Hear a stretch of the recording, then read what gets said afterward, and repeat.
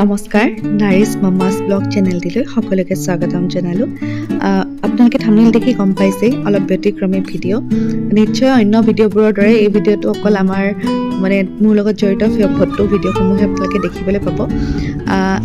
আজিৰ ভিডিঅ'ত বিশেষকৈ মন কৰিবলগীয়া হ'ল আমি যোনখন ঠাইত ফটোখিনি উঠিছোঁ আপোনালোকে দেখিছে অতি সুন্দৰ মনোমোহা দৃশ্য, দূৰত এটি নামঘৰ, পোহৰ যেনি তেনি ফটো উঠিছোঁ। ফটোৰ বেকগ্ৰাউণ্ডটো অতি সুন্দৰ নহয়নে?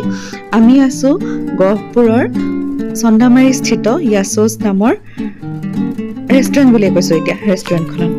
আৰু য়াছ'ছখন নামটো আনকমন, গতিকে কি হয় কিয় হয় নামটো জানিবলৈ সদায় নামটোৰ আৰু ৰহস্য জানিবলৈ সদায় মন কৰি থাকে।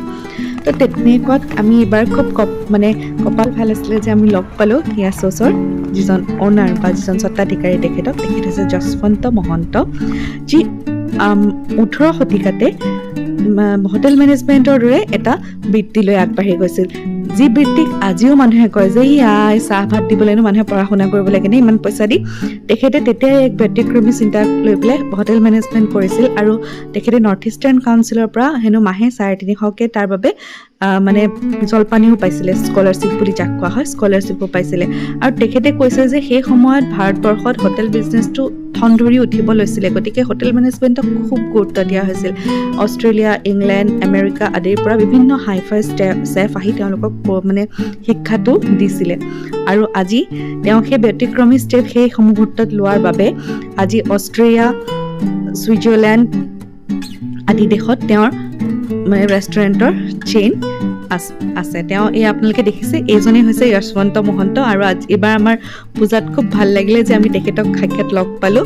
আৰু তেখেতে এই য়াছ'ছখন ইয়াত খুলিছে। য়াছ'ছ অৰ্থাৎ যশৱন্ত তেখেতৰ নামটোৰ প্ৰথম আখৰকেইটা লৈ পেলাই তেওঁ য়াছ'ছ ফুড কৰ্টখন খুলিছে।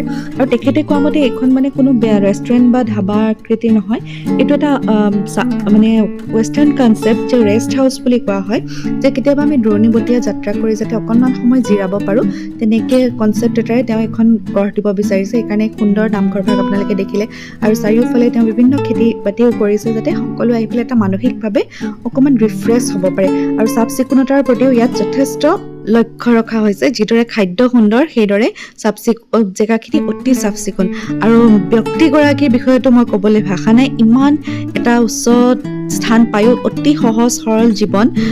মোৰ পাপাৰ লগত একেলগে পঢ়া বুলি নিজেই চিনাকি, যে ইমান সুন্দৰভাৱে আমাক আতিথ্য প্ৰদান কৰিলে আমি সঁচাই অভিভূত হৈ আহিছোঁ। আৰু আমি যেতিয়া আমাৰ সন্তানে কিবা এটা নতুন চিন্তা কৰে প্ৰায়ে আমি অভিভাৱকসকলে গালি দিওঁ, ভয় খাওঁ আচলতে তেওঁলোকৰ ভৱিষ্যতক লৈ। কিন্তু চাওকচোন সেই সময়তে এনে এক ব্যতিক্ৰম পথত যোৱাৰ বাবে আজি তেওঁ কিমান বেছি সফল। হয়তো কালিলৈ বা পৰহিলৈ আপোনাৰ মোৰ সন্তানেও এনে সফলতা আৰ্জিবলৈ সক্ষম হ'ব পাৰে। গতিকে অভিভাৱক হিচাপে আমি যিমান পাৰোঁ তেওঁলোকক সদায় প্ৰেৰণা যোগোৱাটোৱে আমাৰ দায়িত্ব, নহয় জানো? আৰু মোৰ ভিডিঅ'বোৰ অকণমান দীঘল হয় বা বহুত লেকচাৰ মেথডত গুচি যায়, কি কৰিব, শিক্ষয়িত্ৰী যে নিজৰ স্বভাৱৰ পৰা নিজকে পৰিত্ৰাণ দিব নোৱাৰোঁ। বাকী যি কি নহওক সকলোৱে শেষৰ বাবে ভিডিঅ'টো চোৱাৰ বাবে ধন্যবাদ।